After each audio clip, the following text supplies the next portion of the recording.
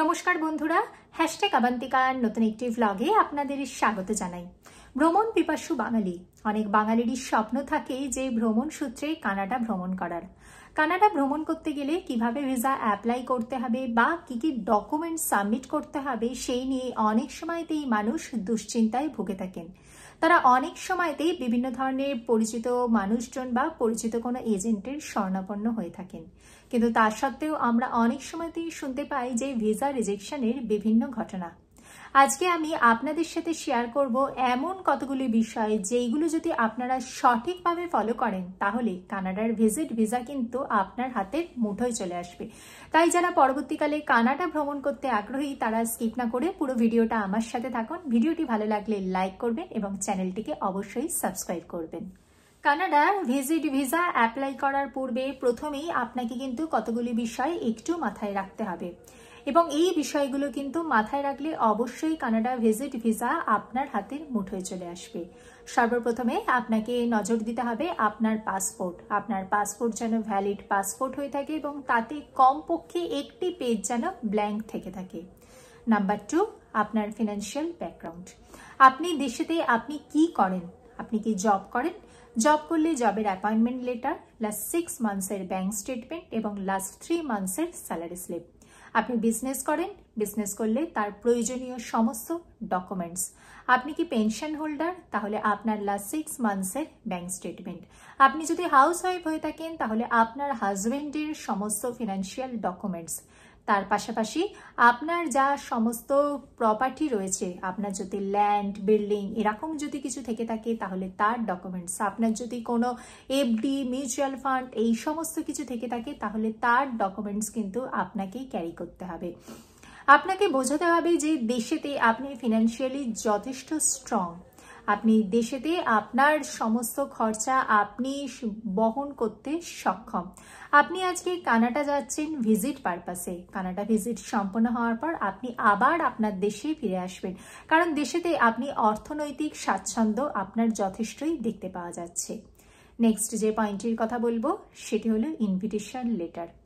যদি আপনার কানাডাতে কোনো ব্লাড রিলেশনের কেউ থেকে থাকে তার থেকে চেষ্টা করবেন একটি ইনভিটেশন লেটার কালেক্ট করে নেবার। ইনভিটেশন লেটার কখনোই আপনার ভিসার গ্যারেন্টি নয়। ইনভিটেশন লেটার আপনার প্রোফাইলটাকে আরও স্ট্রং করে। তার পাশাপাশি আপনার যিনি আত্মীয় রয়েছেন কানাডাতে তার পাসপোর্টের ডিটেলস, তিনি কোন ভিসাতে রয়েছেন, নাকি তিনি কানাডিয়ান সিটিজেন, তার ডিটেলস, তিনি কোথায় জব করেন, তার ফিনান্সিয়াল ডকুমেন্টস সমস্ত কিছু কিন্তু আপনাকে সাথে রাখতে হবে। এই সমস্ত ডকুমেন্টসগুলো কিন্তু অবশ্যই আপনাকে কিন্তু ভীষণ সিস্টেমেটিকভাবে মেনটেন করতে হবে। নেক্সট আসছি দেশের প্রতি আপনার সোশ্যাল বন্ডিং।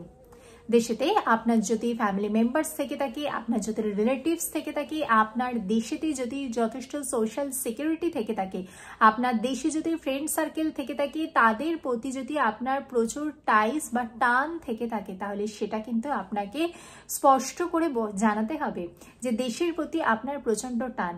নাকি আপনার যিনি ভিসা অফিসার তিনি আপনাকে হয়তো বিভিন্ন ধরনের প্রশ্ন করতে পারেন, নয়তো হয়তো তার মনে আসতে পারে যে আপনি আপনার দেশে কোনো টাইস নেই, আপনার দেশে কোনো রিলেটিভস নেই, আপনি ভিজিট ভিসা নিয়ে কানাডা যাওয়ার পর কানাডাতেই পার্মানেন্টলি থেকে যেতে চাইছেন।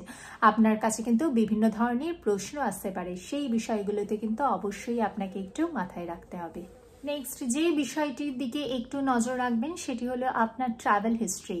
আপনি বঙ্গদেশ থেকে প্রথম কানাডা ভ্রমণ করতে যাচ্ছেন, অথচ আপনার যদি সাদা পাসপোর্ট থেকে থাকে তাহলে কিন্তু যিনি ভিসা অফিসার তার মনে কিন্তু এই প্রশ্নটা আসতেই পারে।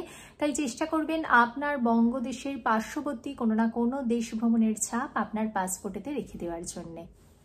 নেক্সট আসছে রিটার্ন টিকিট। কানাডা ভিজিট করতে গেলে আপনাকে কিন্তু রিটার্ন টিকিটটাও কিন্তু সাথে রাখা আবশ্যিক হয়ে দাঁড়িয়েছে, কারণ বর্তমান পরিস্থিতিতে কানাডার রিটার্ন টিকিটের ওপরেতে ভীষণভাবেই জোর দেওয়া হচ্ছে। এর পাশাপাশি বলবো যে কানাডাতে ভ্রমণ করতে গেলে আপনি কানাডার ভ্রমণ সূচিতে কোন কোন জায়গা, কোন কোন ট্যুরিস্ট ডেস্টিনেশন আপনি কভার করছেন, বা আপনি যদি কোনো ফ্যামিলি মিটিং বা গেট টুগেদার পারপাসে যান তাহলে আপনি কোন স্টেটে থাকবেন বা কোথায় থাকবেন বা কোন হোটেলে থাকবেন, এই সংক্রান্ত একটি টেন্টেটিভ ট্রাভেল প্ল্যান কিন্তু আপনাকে অবশ্যই রেডি রাখতে হবে। এছাড়াও কানাডা ভিজিট ভিসা অ্যাপ্লাই করতে গেলে আপনাকে আরও দুটি বিষয় মাথায় রাখতে হবে। 1 নাম্বার হচ্ছে আপনার কিন্তু কোনো ক্রিমিনাল রেকর্ডস থাকা চলবে না, আর 2 নাম্বার আপনাকে কিন্তু মেডিকেলি ফিট থাকতে হবে। এই সমস্ত বিষয়গুলো যদি আপনি মাথায় রাখেন তাহলে কিন্তু কানাডা ভিজিট ভিসা অবশ্যই আপনার হাতের মুঠোয় চলে আসতে হবে। মনে রাখবেন, কানাডা ভিজিট ভিসা অ্যাপ্লাই করতে গেলে কিন্তু আপনাকে এই সমস্ত ডকুমেন্টসগুলোর কথা কিন্তু একটু মেনে চলতে হবে। কানাডা ভিজিট ভিসার অ্যাপ্লিকেশন প্রসেসিং যে টাইম, সেই টাইমটা কিন্তু ভ্যারি করে থাকে। সাধারণত 28 দিন থেকে 100 দিনের মধ্যে হয়ে থাকে। তবে ডিপেন্ড করছে আপনি কোন ভিসার অ্যাপ্লাই করছেন এবং আপনি কোন সময়ে যাচ্ছেন। সাধারণত সামার সিজন বা আপনি যদি কোনো ফেস্টিভ সিজনে যেয়ে থাকেন তাহলে হয়তো ভিসা প্রসেসিং টাইমটা দীর্ঘায়িত হতে পারে। আদারওয়াইজ কিন্তু 28 থেকে 100 দিনের মধ্যে কিন্তু ভিসা সাধারণত অ্যাপ্রুভ হয়ে গিয়ে থাকে। কানাডা ভিজিট ভিসা অ্যাপ্লাই করার জন্য আপনি যদি এই সমস্ত নিয়মগুলো একটু ফলো করে চলেন, সমস্ত ডকুমেন্টসগুলো যদি সঠিক পদ্ধতিতে আপলোড করে থাকেন এবং সমস্ত ডকুমেন্টসগুলো যেন একদম লিগাল হয়ে থাকে, তাহলে কিন্তু অবশ্যই কানাডা ভিজিট ভিসা পাওয়া কিন্তু আপনার হাতে মুঠোয় চলে আসবে। ভিডিওটি ভালো লাগলে লাইক করবেন, চ্যানেলটিকে সাবস্ক্রাইব করবেন। দেখা হচ্ছে পরবর্তী ভিডিওতে। ভালো থাকবেন, সুস্থ থাকবেন। নমস্কার।